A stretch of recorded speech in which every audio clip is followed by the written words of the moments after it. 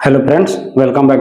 तो हम लोग डेली करंट अफेयर सीरीज जो देखते हैं उसमें आज है डेट 11 अप्रैल 2026 और आज के डेट के जितने भी करंट अफेयर हैं मोस्ट इंपॉर्टेंट उसको हम लोग देखेंगे। जो हमारे आने वाला एग्जाम बीपीएससी 72 प्रीलिम्स और एईडीओ एग्जाम में ये क्वेश्चन को पूछा जा सकता है।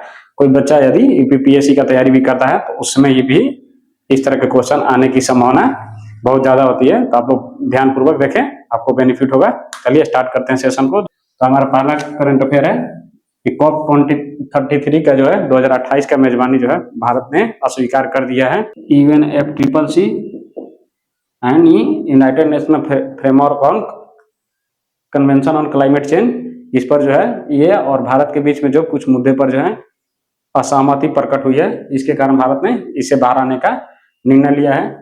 इसके बाद बात करें तो इसके भारत के बाहर निकलने के बाद में कौन सा ऐसा देश है जो इसकी मेजबानी कर सकता है, तो उसमें ऑप्शंस में आते हैं साउथ कोरिया, ये सबसे प्रबल दावेदार है कि इसमें होने की संभावना है कॉप 33 की। ठीक है, ये संभावना है, इस पे आप लोग को उतना ध्यान नहीं देना है। ठीक है, भारत इसे पीछे निकल चुका है, अपनी असहमति जता चुका है। नेक्स्ट है महत्वपूर्ण क्षेत्रीय त्योहारों का, इसमें प्रधानमंत्री मोदी के द्वारा जो है अपने मन के बात में कुछ क्षेत्रीय त्योहारों का जिक्र किया गया है, वो हमारे एग्जाम के लिए इंपॉर्टेंट हो जाता है। तो उसमें मेन जितने भी हैं क्षेत्रीय त्योहार उसको देख लेते हैं। रोंगाली बिहू जो है ये असम की एक क्षेत्रीय त्योहार है, ये इनका मेंशन किया गया था मोदी के द्वारा। और महाविशु पन्ना जो है ओडिशा का, इसका भी मेंशन किया गया। विशु जो क्षेत्रीय त्योहार है ये केरल का है। वैसाखी उत्तर भारत का, तमिलनाडु का है पुथड़ू, और पोइला वैशाख है पश्चिम बंगाल का। यहाँ पर हम लोग काल वैशाखी नाम का भी त्योहार देखने को, त्योहार नहीं ये काल वैशाखी भी हम लोग का जो लू चलती है वो देखने को पश्चिम बंगाल में मिलता है। यहाँ पर जो भी बिहू से रिलेटेड मैक्सिमम जो त्योहार होते हैं वो असम राज्य से ही देखने को मिलते हैं। नेक्स्ट है 11 अप्रैल को आज के दिन महात्मा ज्योतिराव फूले का जन्म शताब्दी है, 200वीं जयंती। इनके द्वारा जो है दलितों का और जो पिछड़े समुदाय के लोग थे महादलित का, उनके अपवंचन के लिए यानी उनको इससे बाहर निकालने के लिए इनके द्वारा काफी बढ़िया प्रयास किए गए थे। इनके द्वारा 1873 में जो है सत्य शोधक समाज नाम की स्थापना स्थापित की गई थी, जिसमें सत्य की शोध करने के बारे में इनका मेन मोटिव था। इसमें इनके द्वारा इस चीजों को बताया गया था जो कि जैसे उस समय जो है ब्राह्मणवाद अपने पीक पर था, यानी इनके अनुसार जो ब्राह्मणवाद था मनुवाद, उससे लड़ने के लिए ये छोटी कास्ट के लोगों को प्रोत्साहित करते थे। इसके अलावा जो है महिला जो विधवा होती थी उनका विवाह के लिए, पुनर्विवाह के लिए ये काफी काम किए थे। इसके अलावा बाल हत्या, ठीक है, बाल विवाह का ये काफी विरोधी रहे हैं। ये हमारे लिए बहुत इंपॉर्टेंट है। इनकी जो वाइफ है सावित्री फुले, वो भारत की पहली महिला शिक्षिका रही हैं। आने वाले दिनों में देखें तो 14 अप्रैल को डॉक्टर भीमराव अंबेडकर का जयंती है। ठीक है, इनका जो पूरा नाम था भीमराव रामजी अंबेडकर, ये काफी बहुत बड़े प्रणेता थे। हम लोग इनको केवल पॉलिटिकल थ्योरी के लिए जानते हैं, क्योंकि हमारे संविधान का जो है निर्माता इनको बोला जाता है। ठीक है, इनके अलावा जो है ये बहुत बड़े इकोनॉमिस्ट भी थे। इनके द्वारा इकोनॉमिक में बात करें तो कौन सी ऐसी अवधारणा दी गई थी जो आज की डेट में भी काफी इंपॉर्टेंट है, जैसे कि मोदी सरकार ने 2016 में डिमोनेटाइजेशन किया था या डिवेल्युएशन किया था रुपीज का, 2000 का पहले जारी करके 2000 किए थे, अब 500 का। फिर धीरे धीरे हम लोग देखते हैं कि 2000 के जितने भी नोट्स हैं उनको आरबीआई के द्वारा आसानी से धीरे धीरे वापस कर लिया गया है।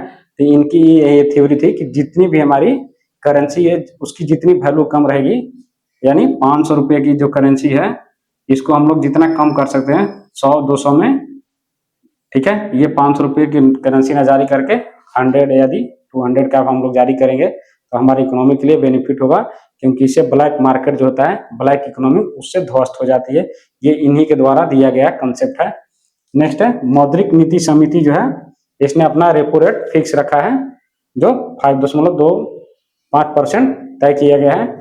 मौद्रिक नीति में बात करें इस समिति में कौन कौन से लोग होते हैं, तो मौद्रिक नीति में 6 लोग समिति में काम करते हैं। इस समिति में देखें तो आरबीआई से 3 लोग होते हैं और गवर्नमेंट से, सरकार की तरफ से 3 व्यक्ति होता है, जिसमें जो है डिसीजन जो लिए जाते हैं मैक्सिमम मेजोरिटी के हिसाब से लिए जाते हैं। ये 3 लोग गवर्नमेंट की तरफ से अपॉइंट किए जाते हैं मौद्रिक समिति में।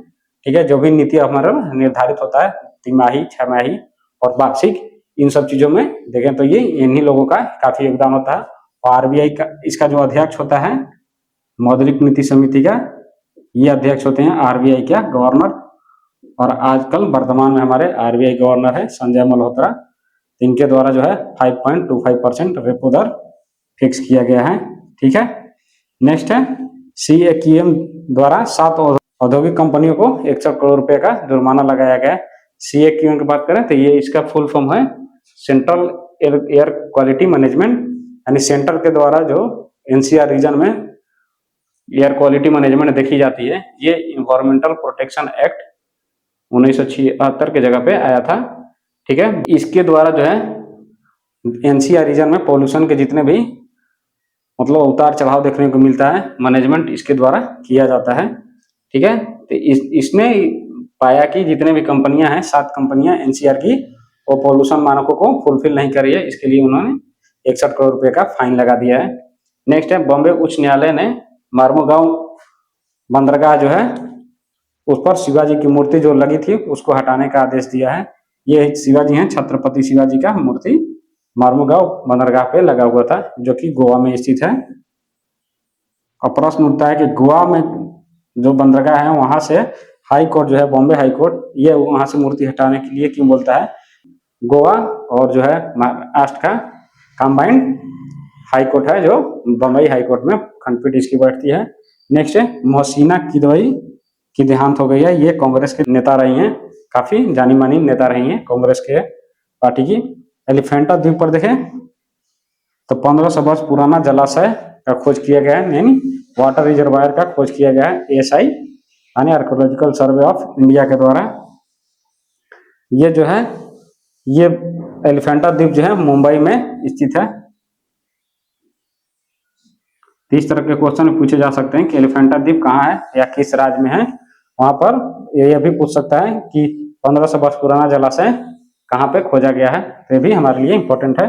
नेक्स्ट है कमला नदी है और कलई नदी जहाँ पर पनबिजली कार्यक्रम चलाया जा रहा है, वो है कौन सा राज्य में? तो अरुणाचल प्रदेश राज्य में इसको देखने को मिलता है। तो ये हमारे 11 अप्रैल 2026 के करंट अफेयर है। इसके अलावा जो भी करंट अफेयर होंगे हम लोग डेली अप टू डेट करते रहेंगे, और संडे को आपका कंबाइंड पूरे वीक का करंट अफेयर आएगा। ठीक है, यदि आप लोग का ये सेशन अच्छा लगे तो दोस्तों में जरूर शेयर कीजिए। मिलते हैं नेक्स्ट वीडियो के साथ, तब तक के लिए बाय, जय हिंद।